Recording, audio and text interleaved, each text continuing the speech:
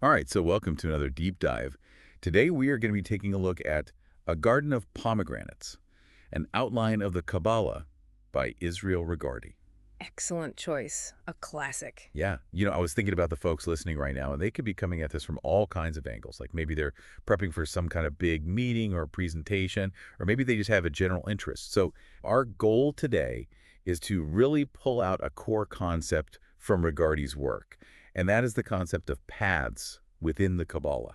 We want to make it clear, structured, insightful, and hopefully not overwhelming. Definitely. A worthy goal and paths are a great way to go with A Garden of Pomegranates. Yeah, so let's get right to it. What jumps out at you from the book when it comes to paths? Well, right off the bat, Regardie emphasizes the individual's journey. He talks about each of us kind of lighting our own candle of inner vision and embarking on a journey into the boundless space that lies within. Okay, so that sounds like it's already pointing us towards this idea of personal pathways being key to understanding the Kabbalah. Oh, Yeah. absolutely. You can't really get away from that in the Kabbalah. Each person's got their own unique path to tread. So let's unpack that a bit more. This idea of the individual path.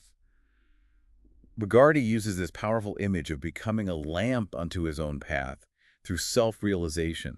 But what does that actually look like in practice? What kind of clarity are we talking about gaining here? Well, it's about achieving a really profound self-awareness, like truly understanding your own nature, your inner workings, and that becomes your guidance system in a way. So it's not about following some set of external rules or dogmas. Exactly. It's more about cultivating an internal light that illuminates your unique way forward. And it's not just for personal benefit, right?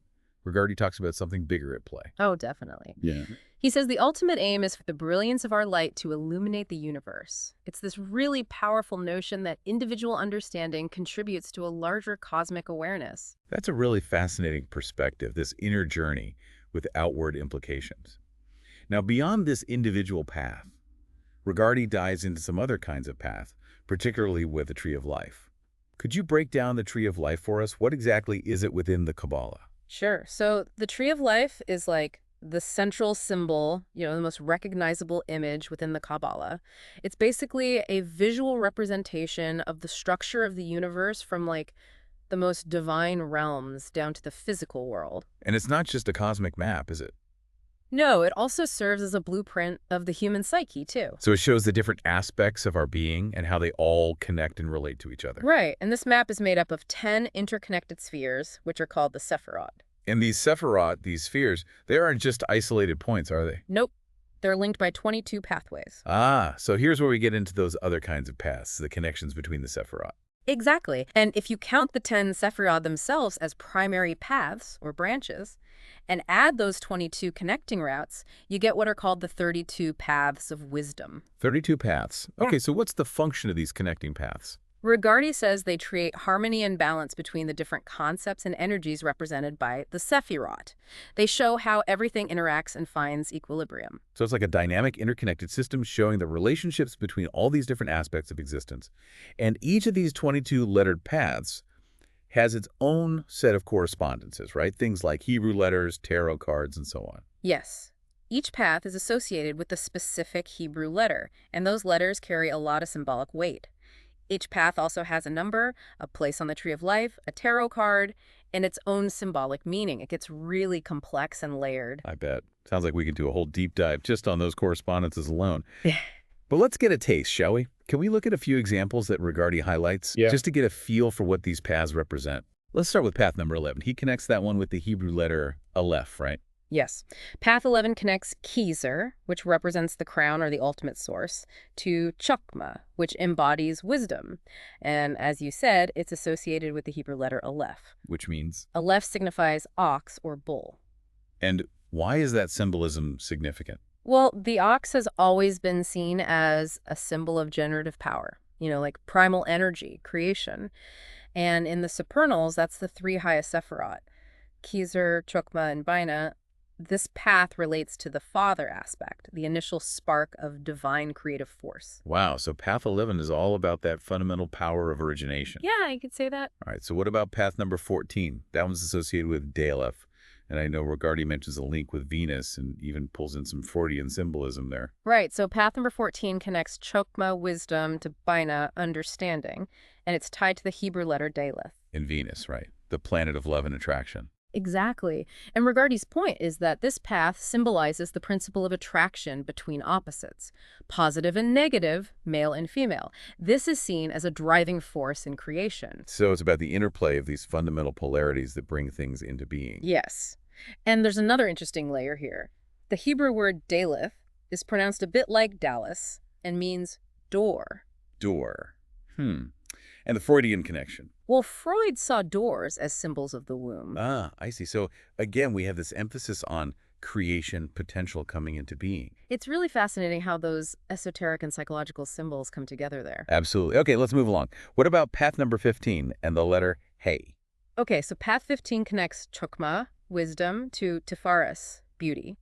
And it's associated with the Hebrew letter Hey, which, if you want to know, means window. Interesting. So we're moving from the door to the window. Yeah. What's the significance of that shift in imagery? Well, think about it. A window is how we see out into the world, how we perceive what's been created. And this path is also astrologically aligned with Aries, the ram, ruled by Mars. Aries, fire, energy, action. Right. And so Regardie says the qualities of this path are very fiery and martial. It represents the power to bring things into manifestation, like you're looking through a window onto a newly formed reality. Okay, so that definitely aligns with the energy of Aries, that drive to initiate and create. Let's talk about path number 16. That one's associated with the letter Vav, right? And I remember that one having a very direct and kind of provocative meaning. You're not wrong. Path number 16 connects chokmah, wisdom, to cheesed, mercy. The Hebrew letter is Vav, meaning nail. And Regardie's pretty straight up about it. Vav is used as a phallic symbol. Okay, and what does that represent in this context? It represents the magical will, the focused intention, the directed creative force in action. So it's not just about potential or the idea of creation, it's about actively applying that creative force. Exactly. And it's further emphasized by its zodiacal association with Taurus, the bull. Another powerful symbol of energy, fertility, and unwavering power. Absolutely. Okay, let's look at path number 17. That's associated with the letter Zayin, if I remember correctly. You do. Path 17 bridges Bina, understanding, and Tiferes, beauty. And its Hebrew letter is Zayin, meaning sword. Sword. So we've got the ox, the door, the window, the nail, and now the sword. This is quite the collection of imagery. What's the significance of the sword here? Well, if you look at the ancient form of the letter Zayin, it does kind of look like a sword, with a hilt and a blade. And astrologically, it's linked to Gemini, the twins. Gemini. Duality, communication, the power of the mind. And because of that, Regardie points out that this path is associated with various twin deities, like the Hindu figures Rekt and Murti, the Greek heroes Castor and Pollux. Apollo is also connected with this path, specifically as the god of prophecy and insight. So it's about duality, discernment, the power of intellectual insight. Makes sense for Gemini. Okay, 2 more paths to go. Let's talk about path number 22 and the letter Yod. All right. Path 22 connects cheesed, mercy, to Tifaris, beauty. And its Hebrew letter is Yod. Yod. What's the symbolic weight of that letter? Regardie associates Yod with the hand of God or Dien-Chohanic consciousness. Okay, break that down for us. What does Dien-Chohanic consciousness mean in this context? It's basically divine intelligence setting the cosmic forces into motion. It's the guiding hand behind creation. So a very high-level cosmic force. Yes, and the tarot card attributed to this path is the Hermit. The Hermit, that solitary seeker of wisdom. How does that figure fit into this path's meaning? Well, the Hermit represents someone who's journeyed far along the path of wisdom and offers guidance based on their experience. It's about inner reflection and seeking truth within. Right, so it's not just about the divine force acting, but also about the individual's journey to connect with that force through introspection and inner work. Okay. Last one, path number 32, the letter Tav. That one seems to represent a kind of final stage or synthesis, right? Yeah, you could say that. Path 32 connects Melkus, the kingdom, or the physical world, to Yesod, the foundation. Which is? Yesod is the realm of the subconscious, the astral plane, the foundation upon which the physical world rests. I see. And the Hebrew letter for this path is Tav. Right. Tav means cross or mark. It's also associated with Saturn and the World Tarot card. Saturn, the planet of limitations, structure, and the material world. And the World card, which represents completion, wholeness, the end of a cycle. It all ties together, doesn't it? And Regardie mentions that Tav's alternative pronunciation is S without the dagesh, which is a little dot in Hebrew that changes the sound. Just a side note for those interested in the Hebrew side of things. Right. Okay, so back to the meaning of this path. It seems to represent a kind of final synthesis, a grounding in the material world after a long journey. Yes. It's the culmination of the journey through the Tree of Life. These examples really give you a sense of just how intricate and interconnected these paths are. Each one is a vital link in the structure of the Tree of Life. It's a complex system for sure. Now, Regardie dedicates a whole chapter to the way of return, or the ladder. What's the connection between these paths and this idea of a journey back or upward? Okay, so climbing the tree, which is how Regardie describes the way of return, is basically the process of personal and spiritual evolution. You're unfolding and refining the qualities of each sephira as you go up through the paths. It sounds like a process of growth and integration. Right, and Regardie points out that the two main ways to undertake this journey are through meditation and magic. So these paths aren't just abstract concepts on a diagram.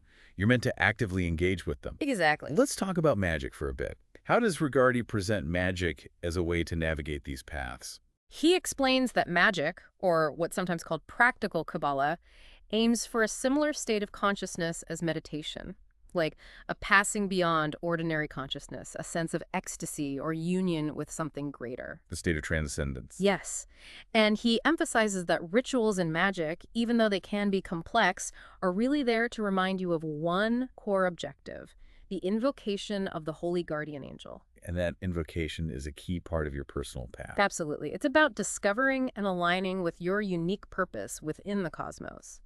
Regardie also talks about the symbolism of magical weapons, the wand, sword, cup, and pantacle, as tools that remind the magician of their goal and help them in their work.